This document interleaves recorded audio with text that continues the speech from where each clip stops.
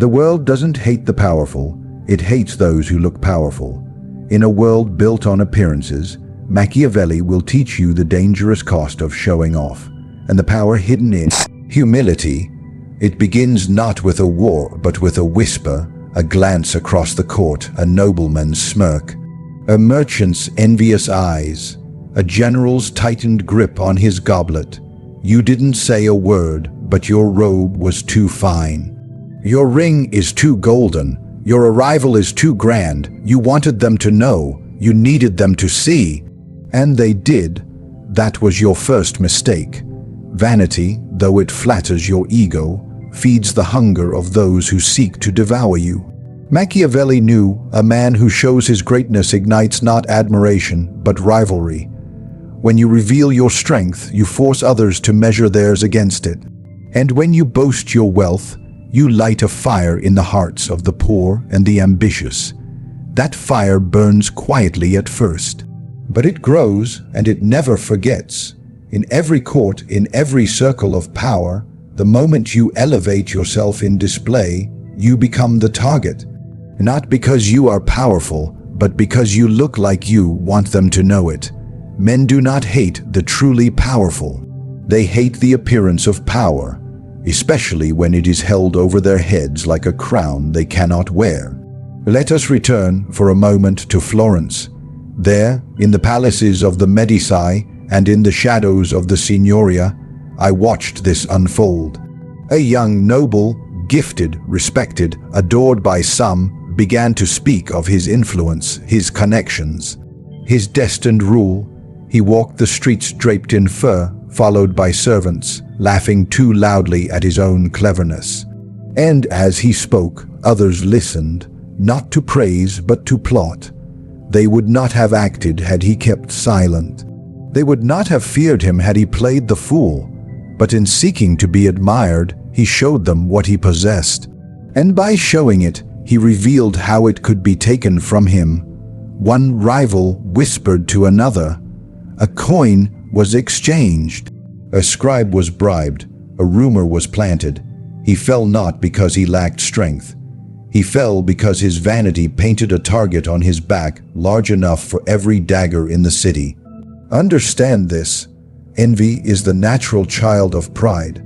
And envy, unlike fear, cannot be controlled. Fear respects boundaries. Fear obeys logic. Fear can be used. But envy is chaos wrapped in smiles. It poisons not only your enemies, but your friends. Your advisors, your blood. When you show off, you offer your enemies something to hate, something to sharpen their blades against. You awaken in them the worst of human instincts, the desire to dethrone, to destroy, to take from someone who believes he cannot be touched. They do not attack the humble, they do not scheme against the silent. But the proud man, the showman, the peacock who flares his feathers, he becomes irresistible to those who wish to see blood on marble. Even in the battlefield of today, in politics, in business, in the theater of social life, the rule has not changed. The man who drives the rarest carriage, who flaunts his success, who laughs loudest at dinner, may believe he is worshipped. But behind him, 1,000 hands prepare to pull him down, and still many do not learn. They confuse visibility with victory. They think the more eyes that see them, the more secure their throne becomes. But Machiavelli knew, a throne exposed is a throne endangered. In how you show up every single time, the wisest prince hides his intentions behind modesty. He walks through the crowd as though he is one of them. He lets others believe they are his equal. He lets others boast.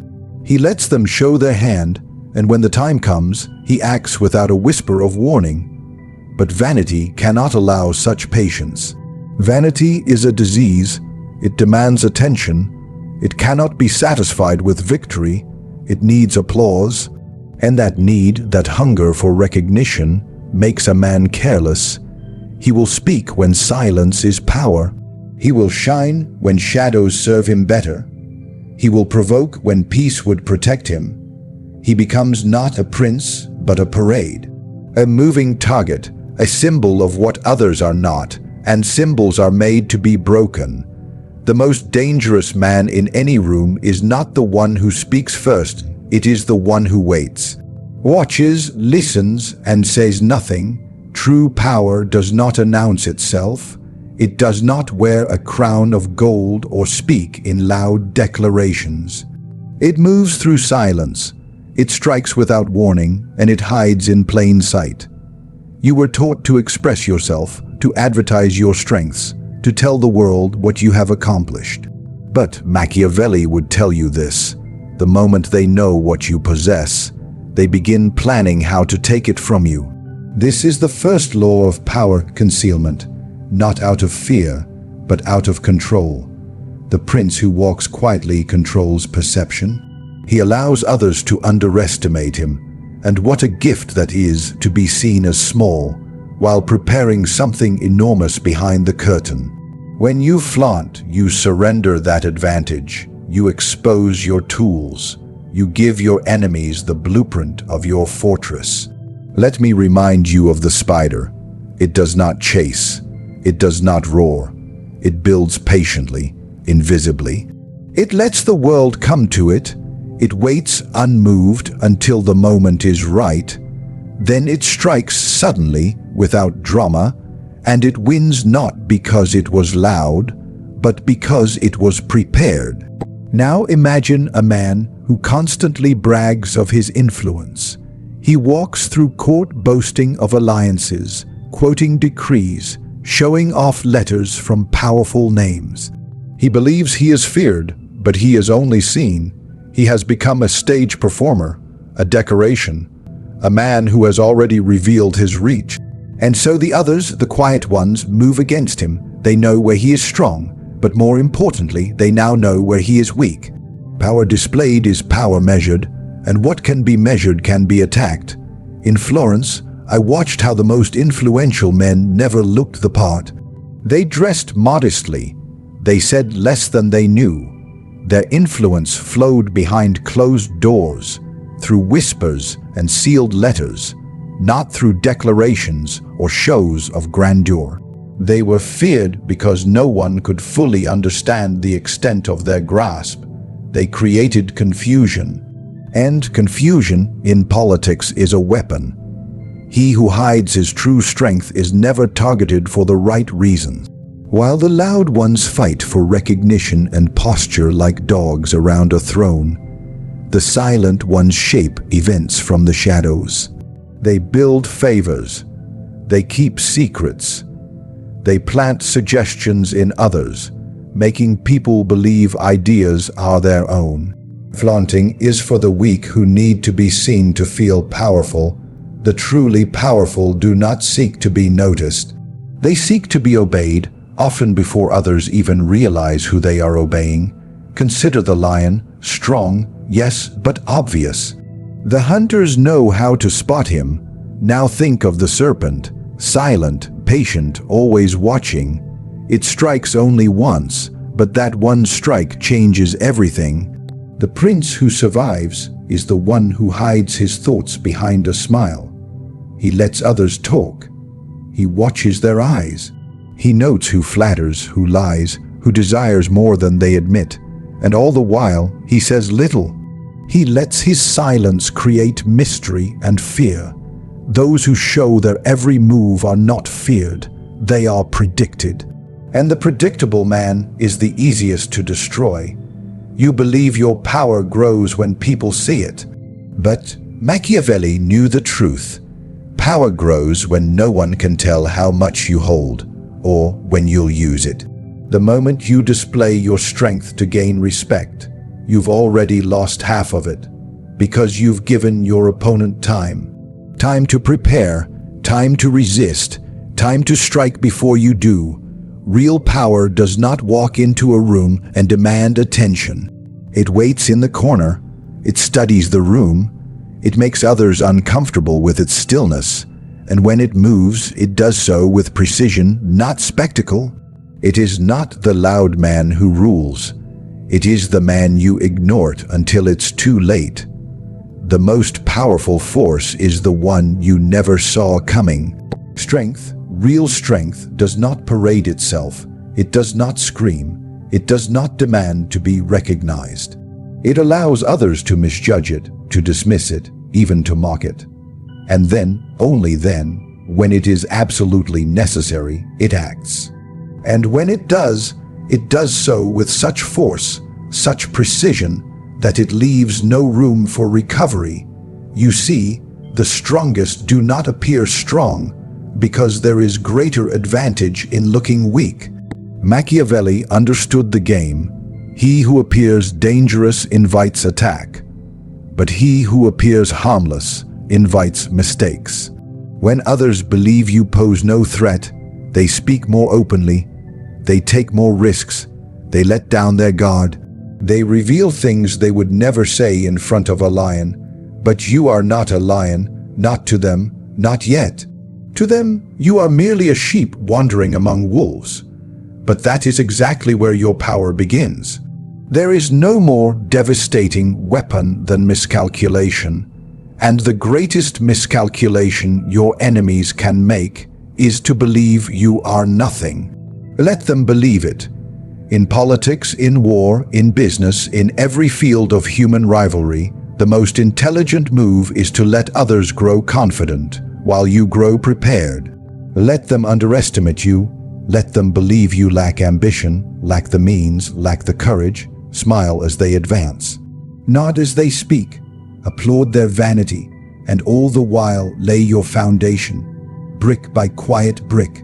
I watched men destroy kingdoms not because they were weak, but because they were impatient to prove they were strong. Do you know the deadliest military maneuver? The retreat, not because it surrenders, but because it lures. You appear to flee. The enemy follows, eager, careless, convinced they've won. But then, when they're too deep, when their lines are stretched, when they've lost their discipline, you strike. From the flanks, from behind, from every direction they forgot to guard. It is the same in life, in strategy. In power, let others expose themselves first. Let them burn through their resources trying to impress, trying to dominate, trying to win admiration. Let them believe the battle is already over. While they perform for the crowd, you remain in the wings, focused, invisible, sharp. You must become unreadable, your intentions must be clouded, your thoughts must remain hidden, your abilities must always seem slightly beneath your actual capacity. Because power, when perceived, creates defenses, but power concealed, that breeds vulnerability in others. It opens a gate, and when the gate is open, the strongest walk is unannounced. They never knew you were coming. They never imagined you were capable. That is why your strike is final. The eagle does not flap wildly before the dive. It soars still, silent, calculating, and when it moves once. It needs no second attempt. In Florence, I met men who spoke of their future glory with such volume, such self-assurance, that entire rooms revolved around them. Their names echoed through palaces and piazzas. But in the shadows, there were others, men without titles, without cheers, who observed. And when the moment came, it was not the celebrated ones who survived. It was the quiet ones, the forgotten ones who rose. Why? Because no one prepared for them. No one feared them until it was too late. No one saw the dagger until it was already between the ribs. You must become this dagger, hidden, unnoticed, but precise. To be feared prematurely is dangerous. It gives your enemies time to build walls, but to be underestimated, that is the most fertile ground for domination. Every fool wants to be respected now, but the wise man, the truly strong, waits. He lets the world look away. And then he ends the game with a single move. Men will cheer you as you rise until you rise too high. Then their cheers turn to silence. Their silence turns to doubt, and doubt becomes resentment. This is the paradox of power. The more you display your greatness, the more others wish to tear it down. It is not a weakness that the crowd despises. It is arrogance. It is distance. It is the man who shines too brightly, so brightly, in fact, that others feel invisible standing next to him. Machiavelli knew this well. He observed it in courts and cathedrals, on the battlefield and in the marketplace. He saw how quickly admiration curdles into envy, and how envy always seeks one outcome: destruction. The man who shows off may win followers, yes, but they follow not out of loyalty, they follow out of curiosity, out of momentary excitement, or because they wish to bask in his glory for their own gain. These are not soldiers, these are shadows, and shadows flee the moment the light shifts. You must understand, when you make yourself the spectacle, you awaken the crowd's deepest insecurity, the feeling of being less. No one remains loyal to the one who makes them feel small. Even your allies will begin to question their place. They will smile in your presence, but whisper in your absence. Why does he take all the credit? Why must he be seen first, heard first, praised first? And slowly, your pride becomes their excuse. Your success becomes their justification for betrayal. It begins subtly. They delay their duties. They hesitate at your orders. They forget to protect you at critical moments. And they do all of this while still calling you leader. They do not leave you, they simply stop serving you. And that is how a ruler falls. Power, when displayed too openly, disrupts the delicate balance between ruler and ruled. The crowd begins to feel like spectators to your triumph, rather than participants in it. And spectators are dangerous because they are free to turn their attention elsewhere the moment you cease to entertain them. You must never let the people feel irrelevant. To keep loyalty, a ruler must remain one of them, or at least seem to. He must share just enough of their struggle to appear familiar, while holding just enough distance to remain respected. But the show-off, the prince who parades his wealth, his intellect, his victories, forgets this. He builds himself a pedestal so high that no man can reach it. And once no one can reach it, no one will defend it.